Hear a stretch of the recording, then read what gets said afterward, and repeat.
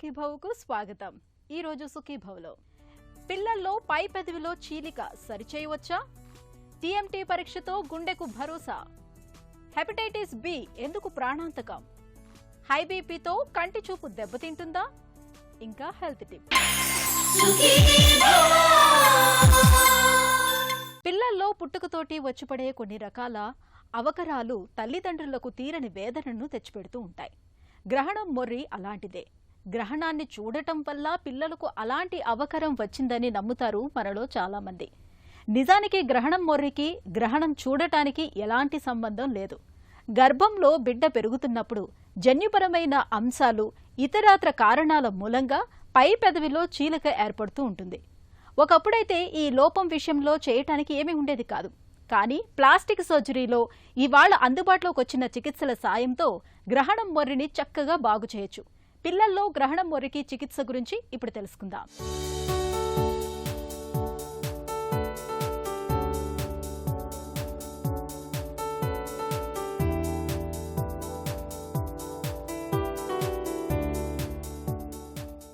పిల్లల్లో పై పెదవిలో కనిపించే చీలికను గ్రహణం మొర్రి లేదా దొర్రి పెదవి లేదా చీలిక పెదవి అంటారు.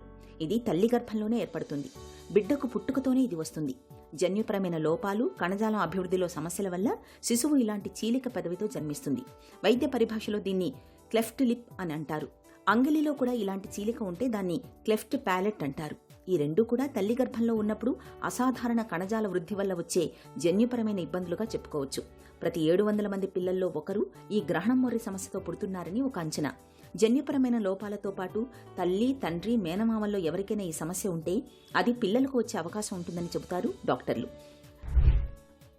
క్లెఫ్ట్ లిప్ అనేది చీలిక ఏర్పడటం మన పైన పెదవిలోను చిగురులోను హార్డ్ ప్యాలెట్, సాఫ్ట్ ప్యాలెట్ని చీలిక ఏర్పడటం. దీనికి చాలా కారణాలు ఉంటాయి. ఒకటి మన జెనెటిక్స్, తర్వాత మన హెరిడిటరీ, తర్వాత మ్యూటేషన్స్ అంటే మన జీన్స్ తప్పు రావటము. సెకండ్ వచ్చి కొన్ని థీరీస్ ప్రకారం కొంతమంది న్యూట్రిషన్ సరిగా లేకపోవడం, ఫోలేట్ డెఫిషియన్సీ, లేదు కొన్ని మందులు వాడటం, ఫిట్స్ మందులు, లేదు కొంతమందికి ఆల్కహాల్ తీసుకోవటము, సిగరెట్, ప్రెగ్నెన్సీలు, ఇవన్నీ కారణాలు ఉంటాయి. ఇవన్నీ థీరీసే. ఎందుకు ఎలా వస్తుంది అనేది ఇంకా ఏం కరెక్ట్గా చెప్పలేము. క్లెఫ్ట్ రకాలు 3 రకాలు ఉంటాయి. ఓన్లీ లిప్స్ అంటే అప్పర్ లిప్ పై పెదవి చీలిక ఉండేదాన్ని కంప్లీట్ ఉండొచ్చు, ఇన్కంప్లీట్ ఉండొచ్చు. దీన్ని గ్రూప్ 1 అంటారు. ఒక సైడ్ ఉండొచ్చు, రైట్ సైడ్ ఉండొచ్చు, లెఫ్ట్ సైడ్ ఉండొచ్చు, 2 సైడ్లు ఉండొచ్చు. దాన్ని బైలేటరల్ క్లెఫ్ట్ లిప్ అంటారు.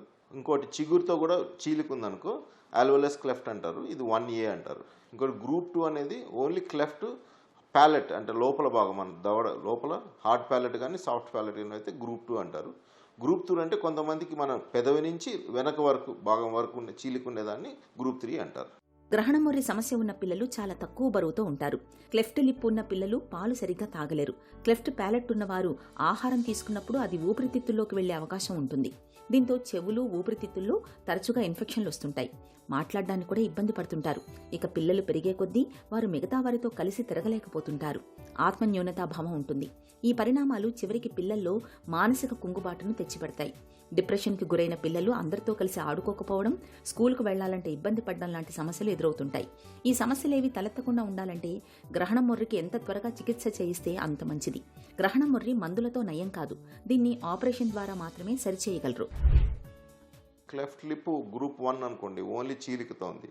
వీటిలో ఏంటంటే మన ఆహారం నోట్లో ఉంచుకుపోవటం, గాలి లేకపోవటం. మనం ఇప్పుడు పెదాలు గట్టిగా బిగించాలనుకోండి, మనకు చుట్టూ కండరం అని ఉంటుంది, ఆర్బిక్యులరిస్ ఓరిస్ అండ్ మజిల్, అది సరిగా ఉండదు వీళ్ళకి, నార్మల్ అటాచ్మెంట్. సో ఇలా గట్టిగా పట్టుకోలేకపోవటం వల్ల మనం ఏం తిన్నా నోట్లోంచి రాకపోవటం, కొన్నిసార్లు కొన్ని పదాలు మనం నోట్లో మాట్లాడతాం పెదవులతో, అవి కూడా సరిగా రాకపోవటం ఉంటాయి.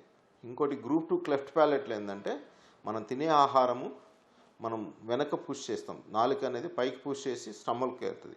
ఈ గ్యాప్ ఉండటం వల్ల ముక్కులోంచి బయటకు వచ్చేస్తుంది. కొన్నిసార్లు లంగ్స్లోకి పోవటం కూడా ఉంటుంది. ఇంకోటి మన కొన్ని పదాలు మనం నోటితో మాట్లాడతాం, కొన్ని పదాలు ముక్కుతో మాట్లాడతాం. ఈ క్లెఫ్ట్ ప్యాలెట్ ఉన్న వాళ్ళకి ప్రాబ్లం ఏంటంటే అన్ని ముక్కుతో మాట్లాడినట్టు ఉంటుంది. సో ఈ మాట స్పష్టంగా వచ్చేదానికి ఈ క్లెఫ్ట్ ప్యాలెట్ సర్జరీ చేయించుకోవాలి. గర్భంతో ఉన్నప్పుడు యాంటీనేటల్ స్కాన్ చేసినప్పుడు బిడ్డలో గ్రహణం మొర్రిని గుర్తించవచ్చు. క్లెఫ్ట్ ప్యాలెట్ని మాత్రం గుర్తించలేం. గర్భంలోనే దీన్ని నయం చేయడం సాధ్యం కాదు. కాబట్టి బిడ్డ పుట్టిన 3 నెలల తర్వాత ఆపరేషన్ ద్వారానే దీన్ని సరిచేయాల్సి ఉంటుంది. క్లెఫ్ట్ ప్యాలెట్ అయితే 9 నెలల తర్వాత చేస్తారు. కొందరికి క్లెఫ్ట్ లిప్ మాత్రమే ఉంటుంది, కొందరికి రెండూ ఉంటాయి. ఇక పిల్లల్లో గ్రహణమొర్రి లోపానికి ఎంత చిన్న వయసులో చికిత్స చేయిస్తే అంత మంచి ఫలితాలుంటాయి. పై పెదవిపై చీలిక చిన్నగా ఉంటే ఆపరేషన్ చేసినప్పుడు చిన్న గీతలా కనిపించకుండా ఉంటుంది. అదే చీలిక పెద్దదిగా ఉంటే ఒక్కోసారి మొదటి ఆపరేషన్కే పూర్తిగా కాకపోవచ్చు, కానీ రెండోసారి చేస్తే అసలు చేసినట్టు కూడా తెలియదు. అలా చేయగలిగే పద్ధతులు ఇవాళ మనకు అందుబాటులో ఉన్నాయి. చాలా మందిలో ఈ ఆపరేషన్ జరిగినట్లుగా కూడా గుర్తించలేరు. చీలిక కేవలం ఆ పెదవి వరకే ఉందా, లేక డెంటల్ లైన్ కిందికి వెళ్ళిందా, వాళ్లకు పళ్ళు వచ్చేటప్పుడు ఏమైనా ఇబ్బందిగా ఉందా అనే దాన్ని బట్టి ఒక్కోసారి 4-5 దఫాలుగా చికిత్స చేయాల్సి ఉంటుంది. గ్రహణం మరి ఇప్పుడు పెదవి ఇన్వాల్వ్ ఉందనుకోండి, 3 నెలల మధ్యలో 3 నెలల నుంచి 5 తర్వాత ఎప్పుడైనా చేయించుకోవచ్చు. దీనికి రూల్ ఆఫ్ 10 అంటారు. అంటే 10 వారాలు నిండాలి, 10 ఎల్బీ కేజీలు ఉండాలి, అంటే 4.5 to 5 kgs వెయిట్ ఉండాలి, 10 హిమోగ్లోబిన్ 10 పైన ఉండాలి. ఈ 3 కంపల్సరీ ఉంటే సర్జరీ చేసుకోవచ్చు. ఇది పెదవికి. ప్యాలెట్ సర్జరీ 10 నెలల నుంచి 1.5 సంవత్సరాల మధ్యలో ఎప్పుడైనా చేయించుకోవచ్చు. ఈ 10 నెలల తర్వాత ఎందుకు చేస్తామంటే మనకి ఒక స్పీచ్ అనేది మనకి డెవలప్ అవుతుంటుంది. సో ఆ స్పీచ్ ప్రాపర్గా వచ్చేదానికి 10 నెలల నుంచి 1.5 year మధ్యలో ఎప్పుడైనా చేయించుకోవచ్చు. దీనికి అరౌండ్ 8 kgs ఉంటే బెటర్ ఆ 10 నెలల వయసు తర్వాత. పెదవికి మాత్రం 3-4 రకాల టెక్నిక్స్ ఉంటాయి. కొంతమంది మిలాట్స్ టెక్నిక్ వాడతారు, కొంతమంది ట్రయాంగులర్ ర్యాండాల్ టెన్నిస్ రిపేర్ వాడతారు. ప్యాలెట్కి కూడా చాలా సర్జరీస్ ఉంటాయి. ఎంత లెంత్ దాన్ని బట్టి ఉంటుంది. సేమ్ టైం కూడా చిగురికి కొద్దిగా యాంటీరియర్ ప్యాలెట్ అంటారు, అది కూడా రిపేర్ చేస్తారు. కొంతమంది లిప్స్తో పాటు చేస్తారు, కొంతమంది 2 స్టేజ్లో కూడా చేస్తారు. చికిత్స తర్వాత సమస్య ఏముండదండి. అప్పర్ లిప్ కొద్దిగా స్కార్ లాగా ఉంటుంది, ఒక గీత లాగా ఉంటుంది. మన ముక్కు నుంచి పేద వరకు చిన్న గీత లాగా ఉంటుంది. లోపల మీకు అసలు సర్జరీ చేసినట్టు ఏం కనపడదు. పిల్లల్లో పై పెదవిలో చీలికను తెచ్చిపెట్టే గ్రహణమొర్రికి ఆపరేషన్ తర్వాత స్పీచ్ థెరపీ, బిహేవియర్ థెరపీ ఇవ్వాల్సి ఉంటుంది. అలాగే దంతాలు వచ్చేటప్పుడు వాటిలో ఏమైనా సమస్యలు ఉన్నాయా అన్నది కూడా గమనించుకోవాలి. గ్రహణమొర్రి లోపాలతో పుట్టిన పిల్లలకు గుండె జబ్బులు కూడా ఉండే అవకాశం ఉంటుంది. కాబట్టి గుండెకు సంబంధించిన పరీక్షల్ని తప్పనిసరిగా చేయించాలి. ఇక గ్రహణమొర్రి రాకుండా నివారించుకోవటం అనేది మన చేతుల్లో లేదు. గర్భం ధరించినప్పటి నుంచి మంచి పోషకాహారం, సానుకూల ఆలోచనలు, ఒత్తిడికి లోను కాకుండా ఉండడం, వ్యాయామం చేయడం, ధూమపానం, మద్యపాన అలవాట్లకు దూరంగా ఉండడం వల్ల గ్రహణమొర్రి వంటి లోపాలు వచ్చే అవకాశాన్ని కొంతమేరకు తగ్గించుకోవచ్చు. పిడికిడంత మన గుండె బాగున్నంత వరకే మనకు ఆరోగ్యం. నిరంతరాయంగా నిర్విరామంగా పనిచేసే మన గుండెలో ఎక్కడ ఏ చిన్న సమస్య తలెత్తినా అది ఏకంగా మన ప్రాణాలనే ప్రమాదంలో పడేస్తుంది. ఇలాంటి విపత్కర పరిస్థితిని తట్టుకునేందుకు, గుండెపోటు ముప్పును పసిగట్టేందుకు వీలుగా తరచూ కొన్ని రకాల పరీక్షల్ని చేయించుకోవాల్సిందిగా చెబుతారు డాక్టర్లు. ట్రెడ్మిల్ టెస్ట్గా పిలిచే టీఎంటీ పరీక్ష అలాంటిదే. గుండె ఆరోగ్యానికి భరోసాని ఇచ్చేందుకు టీఎంటీ పరీక్ష గురించిన పూర్తి వివరాల్ని ఇప్పుడు తెలుసుకుందాం.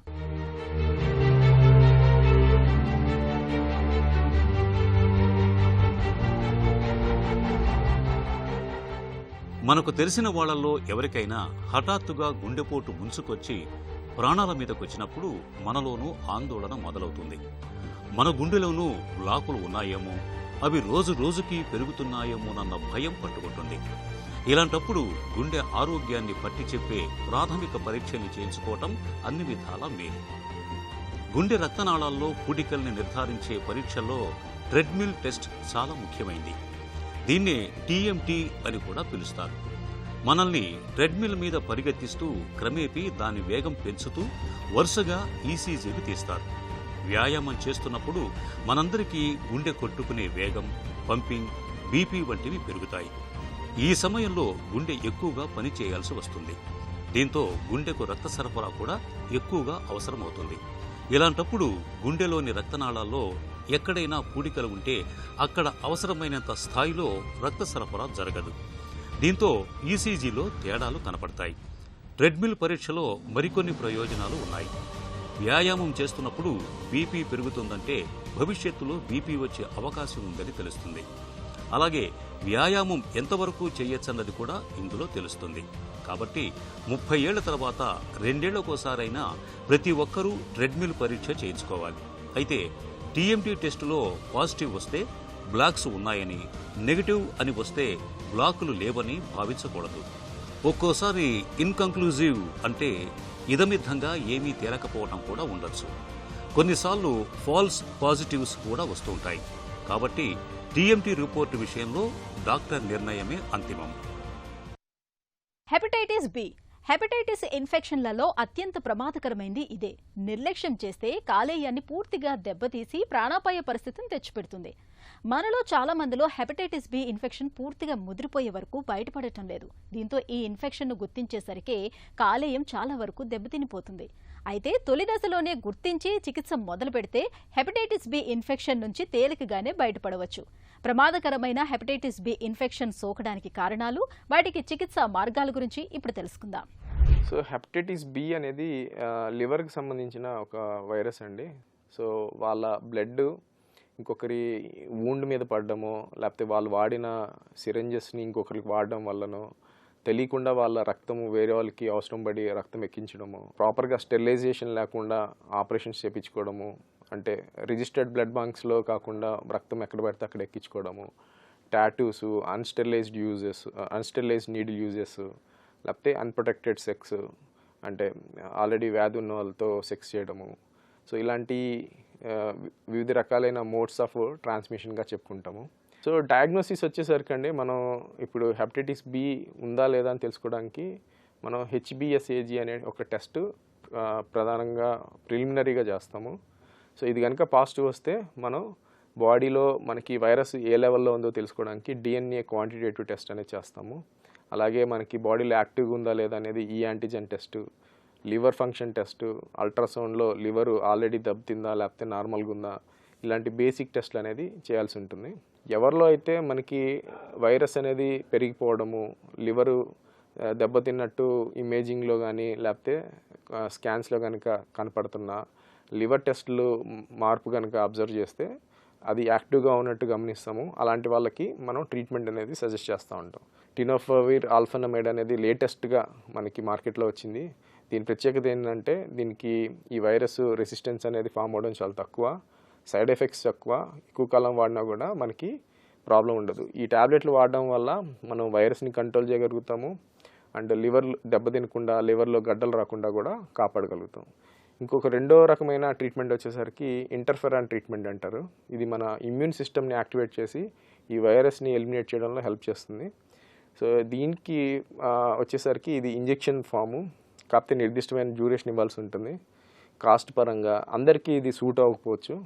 సో మనం పేషెంట్ని బట్టి ఎలాంటి ట్రీట్మెంట్ వాళ్ళకి అవసరము, ట్యాబ్లెట్లు సరిపోతాయా లేకపోతే ఇంజెక్షన్స్ వాడాలనేది మేము డిసైడ్ చేస్తాం. కాలం గడుస్తున్న కొద్దీ షుగర్ జబ్బు మన కంటి చూపుకు ఎసరు పెడుతుంది. షుగర్ జబ్బులాగే హై బీపీ కూడా మన కళ్లకు ప్రమాదకారే. చాలా ఏళ్లుగా అధిక రక్తపోటుతో బాధపడుతున్నప్పుడు మన కంటిలోని నరాలపైన ఒత్తిడి పెరుగుతుంది. దీంతో దృష్టికి సంబంధించి అనేక సమస్యలు తలెత్తే ప్రమాదం ఉంటుంది. ఈ రకమైన పరిస్థితిని డాక్టర్లు హైపర్ టెన్సివ్ రెటినోపతిగా పిలుస్తారు. హై బీపీ మూలంగా మన కళ్లకు ఎదురయ్యే సమస్యలు ఎలా ఉంటాయో, వాటిని అధిగమించడానికి ఏం చేయాలో డాక్టర్ని అడిగి ఇప్పుడు తెలుసుకుందాం.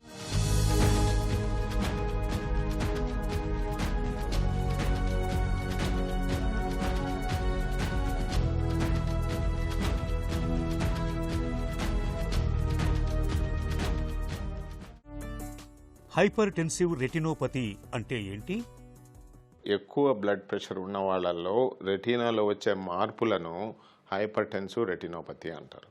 ఈ హైపర్ టెన్షన్ అనేది రక్తనాళాలకు సంబంధించింది. ఈ రక్తనాళాలు ఏమవుతాయంటే ఫస్ట్ స్టేజ్లో ముడుచుకుపోతుంటాయి. ఎందుకు? ఎక్కువ ప్రెషర్ వచ్చిందని రియాక్షనర్గా రక్తనాళాలు స్పాజానికి వెళ్తాయి, ముడుచుకుపోతాయి. రాను ఈ బ్లడ్ ప్రెషర్ను తట్టుకునేదానికి రక్తనాళాలు మందగిస్తాయి. దీనివల్ల ఏమవుతుందంటే రక్తనాళాల యొక్క లోపల ఉండే లూమెన్ తగ్గుతూ వచ్చేసి ఒక దశలో బ్లాక్ అయిపోతుంది. ఈ బ్లాక్ అయినప్పుడు ఆ ఏరియాకున్న రెటీనాకు బ్లడ్ సప్లై వెళ్ళిపోతుంది. ఈ ఎప్పుడైతే బ్లడ్ సప్లై లేదో ఆ రెటీనాలో ఉన్న ఫంక్షన్స్, రాడ్స్ అండ్ కోన్స్ అని చూసే కణాలు దెబ్బతినిపోయి చూపే పోయే అవకాశం ఉంది. ఈ హైపర్ టెన్సివ్ రెటినోపతిలో ముఖ్యంగా చిన్న రక్తనాళాలు, ఆర్టియోల్స్ అంటాం. సో ఈ ఆర్టియోల్స్ బ్లాక్ కావడము, బ్లడ్ సప్లై ఆగిపోవడము, కొన్ని దశలో బ్లడ్ లీక్ కావడము జరుగుతూ ఉంటుంది. కొన్ని దశలో ఈ రక్తనాళాలు ఉబ్బి అన్యూరిజమ్స్ అనేటివి కూడా వస్తూ ఉంటాయి. దీన్నే హైపర్ టెన్సివ్ రెటినోపతి అంటారు. హై బీపీ అనేది కళ్లకు ఎలా ప్రమాదకరంగా పరిణమిస్తుంది? మొదటి దశ ఏమి అంటే రక్తనాళాలు నేరో కావడం. రెండో దశ ఏమి అంటే రక్తనాళాలు ఒకదానికొకటి కన్స్ట్రిక్షన్ అంటే ఒత్తుకుపోవడము అంటాం. సో ఇలా ఒకదానికొకటి ఒత్తుకుపోవడాన్ని ఏవి క్రాసింగ్ చేంజెస్ అంటారు. మూడో దశలో ఏమవుతుందంటే బ్లడ్ లీకేజ్ కావడం, హిమరేజెస్ అంటాం. ఇంకొకటి ఆ డెత్ అయిన ఏరియాను ఎగ్జుడేట్స్ అంటాం. హిమరేజెస్ ఎగ్జుడేట్స్ ఉంటే మూడో దశ అంటాం. నాలుగో దశలో కంటి నరం, ఆప్టిక్ నరము ఉబ్బి ఉంటుంది, దీన్నే పాపిల్లెడిమా అంటాం. సో ఇలాగా హైపర్టెన్సివ్ రెటినోపతి స్టేజ్ 4, 1, 2, 3, 4 అంటాం. ఇప్పుడు 4 అంటే ఏమనంటే చాలా సివియర్ అని, స్టేజ్ 1 అంటే అర్లీ చేంజెస్ ఉన్నాయని అర్థం. హైపర్ టెన్సివ్ రెటినోపతి లక్షణాలు ఎలా ఉంటాయి? ఈ కాంప్లికేషన్ వచ్చినప్పుడు వాళ్ళు ఏం కంప్లైంట్ చేస్తారంటే ఒక సైడ్ కనపడలేదండి, పై భాగం పోయింది, కింది భాగం పోయింది అని ఫీల్డ్ డిఫెక్ట్ చెప్తారు. కొంతమంది ఏం చెప్తారు, నిన్నటి వరకు బాగుండింది, పొద్దున్నే లేచి చూస్తానే చూపు మందగించింది. వీళ్ళు ఎవరు అంటే ఆర్టీరియల్ అక్లూజను, వీన్ అక్లూజను ఉండేవాళ్ళకు. రెండోది ఏఐఓఎన్ అంటే యాంటీరియర్ ఇసిమిక్ ఆప్టిక్ న్యూరోపతి అంటాం. సో ఇది ఏంది అంటే ఆప్టిక్ నరువుకు బ్లడ్ సప్లై సడన్గా ఆగిపోవడం. సో వీళ్ళు మాత్రం కూడా సడన్ లాస్ ఆఫ్ విజన్. ఇంకా కొరాయిడోపతి ముఖ్యంగా ఎవరికి ఉంటుందంటే హైపర్ టెన్షన్ ఎక్కువ ఉన్న వాళ్ళకు, దాన్ని మెలిగ్నెంట్ హైపర్ టెన్షన్ అంటారు. ఇకపోతే ఆప్టిక్ నరువుకు ఉన్నది సెంట్రల్ రెటినల్ ఆర్టరీ అని, సీలియరీ ఆర్టరీస్ అని ఉన్నాయి. ఈ ఆర్టీరియల్ బ్లాక్ వచ్చినప్పుడు ఆప్టిక్ న్యూరోపతి వచ్చి అక్కడ కూడా సడన్ లాస్ ఆఫ్ విజన్ ఉంటుంది. కాబట్టి హైపర్ టెన్సివ్ రెటినోపతిలో సిమ్టమ్స్ ఎప్పుడు ఉంటాయి అంటే కాంప్లికేషన్ వచ్చినప్పుడు. ఈ కాంప్లికేషన్స్ ఏమి అంటే మ్యాకులర్ ఎడీమా ఒకటి, రెటినల్ వీన్ అక్లూజన్ ఒకటి, రెటినల్ ఆర్టీరియల్ అక్లూజన్ ఒకటి, న్యూ వెజల్స్ వచ్చేసి బ్లడ్ కారడం, విట్రియస్ లోపల బ్లడ్ కారడం ఒకటి, రెటీనా ఊడిపోవడం ఒకటి, ట్రాక్షనల్ రెటినల్ డిటాచ్మెంట్ అంటారు. కాకపోతే కంటి ప్రెషర్ పెరగడం, దీన్నే సెకండరీ గ్లాకోమా అంటారు. రక్తపోటు మూలంగా చూపు దెబ్బతింటున్నట్లు ఎలా గుర్తిస్తారు? ఒకటి ఏమంటే dilated examination of the I, కంటిలో చుక్కలు వేసేసి వెనక భాగం రెటీనాను పరీక్షిస్తాం. ఈ రెటీనా పరీక్షించేదాన్ని ఫండోస్కోపీ అని, ఆఫ్థల్మోస్కోపీ అంటాం. ఈ ఫండోస్కోపీ ఆఫ్థల్మోస్కోపీ ఎలా అంటే ఒకటి స్ట్రిట్ ల్యాంప్తో కానీ, డైరెక్ట్ ఆఫ్థల్మోస్కోపీ కానీ, ఇండైరెక్ట్ ఆఫ్థల్మోస్కోపీ కానీ, ఫండస్ కెమెరాలతో కానీ మనము ఈ హైపర్టెన్సివ్ రెటినోపతి ఏ స్టేజ్లో ఉంది, ఎంత సివియర్గా ఉంది అనేది ఈజీగా కనిపెట్టచ్చు. స్పెషల్ టెస్టులు ఎప్పుడు అవసరము అంటే మ్యాకులా అనేది ఉబ్బిందా లేదా, దాన్ని మ్యాకులర్ థిక్నెస్ కనుక్కునేదానికి మనకు ఓసిటీ అనే పరికరం ఉంది. ఈ ఓసిటీతో మనం కనుక్కోవచ్చు. సపోజ్ మీకు ఒక ఏరియా బ్లడ్ సప్లై తగ్గిపోయింది, ఒక ఏరియాలో కొత్త రక్తనాళాలు ఉన్నాయి అని తెలుసుకోవాలంటే మనము యాంజియోగ్రఫీ అనేది ఉంది. ఫ్లోరసిన్ యాంజియోగ్రఫీతో ఆర్ ఫండస్ యాంజియోగ్రఫీలో మనం ఏ భాగంలో బ్లడ్ సప్లై ఆగిపోయింది, ఏ భాగంలో బ్లడ్ సప్లై బ్లడ్ లీక్ అవుతుంది అనే దానికి ఫండస్ ఫ్లోరసిన్ యాంజియోగ్రఫీ అనేది చేస్తాం. లేదు కంటి లోపల ఆల్రెడీ రక్తస్రావం జరిగిపోయింది, కన్నంతా బ్లడ్తో నిండింది, విట్రియల్ హిమరేజ్ అంటే దానికి బీ స్కాన్ అనే పరికరంతో మనం ఎలా ఉంది, వెనక భాగం ఎలా ఉంది అనేది చూస్తుంటాం. వీళ్ళందరికీ ప్రతి వారికి కూడా ఇంట్రాఆక్యులర్ ప్రెషర్ అంటే గ్లాకోమా టెస్ట్, వీళ్ళందరికీ కూడా గ్లాకోమా టెస్ట్ మనం చేయడము జరుగుతూ ఉంటుంది. కాబట్టి వాట్ ఆర్ ది సైన్స్, ఎలా కనుక్కుంటారు హైపర్టెన్సివ్ రెటినోపతి అంటే ఒకటి హిస్టరీ ఆఫ్ హైపర్ టెన్షను, రెండవది ఫండోస్కోపీ, దీంట్లో ophthalmoscopy, fundus photos, fluorescein angiography, OC test, B scan, ఈ పరికరాల ద్వారా ఈ హైపర్టెన్సివ్ రెటినోపతిని క్షుణ్ణంగా మనం కనుక్కోవచ్చు. హైపర్టెన్సివ్ రెటినోపతికి చికిత్స ఎలా ఉంటుంది?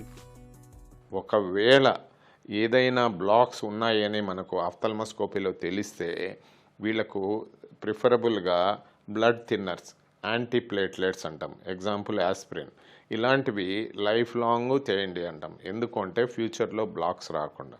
ఈ హైపర్టెన్సివ్ రెటినోపతి వాళ్లకు యాజ్ ఎ రొటీన్ మేము ఈ బ్లడ్ వెజల్ స్టడీ, దీన్నే కెరటిడ్ డాప్లర్ అంటాం, బ్లడ్ వెజల్ స్టడీ చేసినప్పుడు ఈ కెరటిడ్ బ్లాక్స్ మేము చాలా మాత్రం చూస్తూ ఉంటాము. అవి ముందుగానే పసికట్టి ట్రీట్మెంట్ ఇస్తే ఫ్యూచర్లో వీళ్ళకు బ్రెయిన్ స్ట్రోకు, సడన్గా కన్ను చూపు పోవడము జరగకుండా ఉంటుంది. అందుకనే కార్డియాలజిస్టులు, ఫిజిషియన్స్ జనరల్గా వాళ్ళు మాకు పంపుతూ ఉంటారు. ఈ ఫండస్ ఎగ్జామినేషన్ ఆఫ్థాల్మిక్ ఎగ్జామినేషన్ అని రాస్తారు. మేము ఒక హింట్ ఇస్తుంటాం. సిమిలర్లీ ఈ టాక్సీమియా ప్రెగ్నెన్సీలో బీపీ వచ్చిన వాళ్ళకు ఆ ప్రెగ్నెంట్ లేడీలకు ఈ ఐ కండిషన్ ఎలా ఉంది అని అడుగుతారు.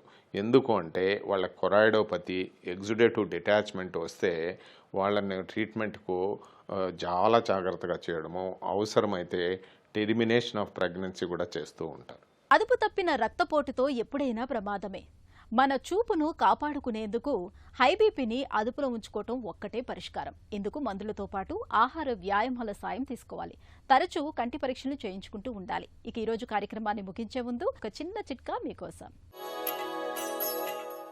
చర్మంపై ఏవైనా కాలిన గాయాలైనప్పుడు గుప్పెడు మెంతుల్ని మంచినీళ్లతో మెత్తగా నూరి ఆ మిశ్రమాన్ని చర్మం కాలిన చోట పట్టించండి.